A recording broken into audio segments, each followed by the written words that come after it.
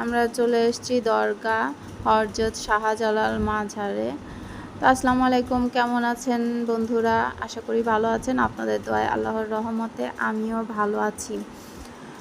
তো গেছিলাম সিলেট বেড়াইতে আমার চাচার বাসায়। তো ওখানে গিয়ে আমার মনটা অনেক খারাপ ছিল এই কারণেই, মানে ওখানে আমি 5-6 দিন থেকে আসছি। মানে এতই বৃষ্টি যে কোথাও আমি বেরোতে পারি নাই, কোথাও যাইতে মানে যে সুযোগ পাই নাই বৃষ্টির কারণে। ওখানে এত সুন্দর সুন্দর বেড়ানোর জায়গা, ঘোরার জায়গা, তো আমি যাওয়ার সময় করে উঠতে পারি নাই বৃষ্টির কারণে। রাত দিন 24 ঘন্টা বৃষ্টি। কিন্তু দেখেন, যখন আমি চলে আসছি, মানে যেদিন আমি চলে আসছি সেই দিনের পর থেকে আর কোনো বৃষ্টি নাই। তো মাঝারে গিয়ে আমার অনেক ভালো লাগলো। এই যে কবুতরগুলা দেখতেছেন, এগুলা এখানেই সারাদিন রাত 24 ঘন্টা থাকে, এখানেই খায়, এখানেই থাকে। এরা নাকি এখানে নাকি বাথরুম করে না। মানে আশ্চর্য একটা বিষয় যে এখানে থাকে, খায় দায় সব কিছু করে, কিন্তু এরা বাথরুম করে না এখানে। তো বিষয়টা শুনে ভালোই লাগলো যে এদের আবার আল্লাহ কি একটা দিয়ে দিছে যে এখানে থাকে, খায়, সব কিছু করে, কিন্তু বাথরুম করে না।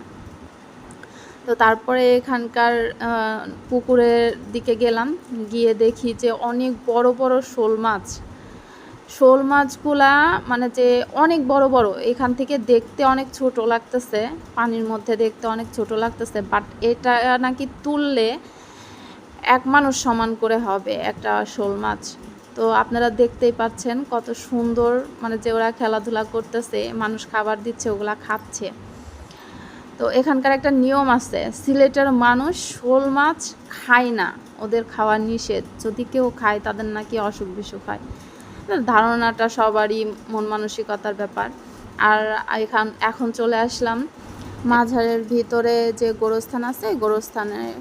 তো এখানে তো হচ্ছে আমাদের সবার প্রিয় অভিনয় করতো, যে হচ্ছে আমাদের মাঝে এখন আর নেই, সালমান শাহ। তো ওনার কবর এখানেই আছে। তো মেয়েদের তো ভিতরে ঢুকতে দেয় না, এর জন্য ভিডিও করতে পারি নাই। তো আপনারা সবাই বুঝতে পারছেন, মেয়েদের তো কবরস্থানে যাওয়া নিষেধ। তো লাস্টে বেরোনোর টাইমে না হচ্ছে ভিডিও করতে পারি নাই, অনেক বৃষ্টি শুরু হয়ে গেছিলো। আপনারা দেখতেই পাচ্ছেন অনেক বৃষ্টি শুরু হয়ে গেছে। তো এখানে আমরা থামছিলাম বৃষ্টির কারণে, আর আসলে বাসায় যাওয়ার জন্য অনেক দেরি হয়ে যাচ্ছিল। তারপরেও এখানে মানে একটু টাইম বৃষ্টির কারণে থামা লাগছে। বৃষ্টি চলে আসার কারণে একটা দোকানের মধ্যে গিয়েছিলাম, গিয়ে এখানকার মানে জিনিসপত্র দেখে ভালোই লাগলো, কিন্তু প্রচুর দাম। মানে বাইরের লোকজনের থেকে এরা এমনভাবে দাম নেয় বা দাম বলে, যেটা পরবর্তীতে যে আমি দাম দর করব বা কোনো একটা করব, সেটার কোনো মানে ভাষা খুঁজে পাওয়া যায় না। এত দাম চাই। একটা শোপিস দেখলাম, আলোয়ার 99টি নাম, ওইটার হচ্ছে দাম চাইলো 350 টাকা। মানে আল্লাহর জিনিস নিয়েও এরা কীভাবে ব্যবসা করে দেখেন। বৃষ্টি হচ্ছে, দেখতেই পাচ্ছেন। তো যাই হোক, আপনাদের সবার কেমন লাগলো ভিডিওটা আমাকে জানাবেন। আর আপনারা সাপোর্ট করলে অবশ্যই আরও সুন্দর সুন্দর ভিডিও দিতে পারবো ইনশাল্লাহ।